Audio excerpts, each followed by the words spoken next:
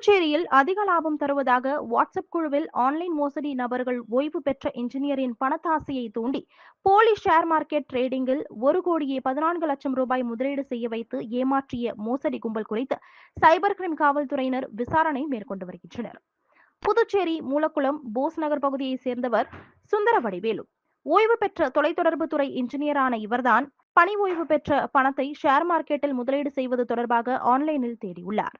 அப்பொழுது அவரை மர்ம நபர்கள் தொடர்பு கொண்டு ஷேர் மார்க்கெட் டிரேடிங்கில் முதலீடு செய்வது குறித்து பல்வேறு ஆலோசனைகளை வழங்கியுள்ளனர். மேலும் வாட்ஸ்அப் குரூப்பில் சுந்தர வடிவேலுவை இணைத்து அந்த குழுவில் இருந்தவர்கள் தங்கள் முதலீடு செய்யும் பணத்திற்கு அதிக லாபம் கிடைப்பதாக போலியாக பதிவிட்டு வாட்ஸ்அப் குழுவில் நாடகமாடி சுந்தர வடிவேலுவின் பணத்தாசையை தூண்டியுள்ளனர். இதனை நம்பிய சுந்தர வடிவேலு மர்ம நபர் தெரிவித்த ஷேர் மார்க்கெட் டிரேடிங் லிங்கில் பல்வேறு தவணைகளாக 1,14,75,000 ரூபாய் முதலீடு செய்துள்ளார். இந்நிலையில் அவர் முதலீடு செய்த பணத்திற்கு பல கோடி ரூபாய் லாபம் வந்துள்ளதாக அவரது கணக்கில் காட்டியுள்ளது.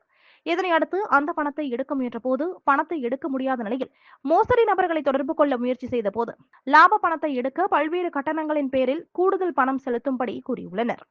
அதன் பிறகுதான் போலி ஆன்லைன் ஷேர் மார்க்கெட் டிரேடிங்கில் முதலீடு செய்து மோசடி கும்பலிடம் பணத்தை இழந்தது தெரியவந்தது.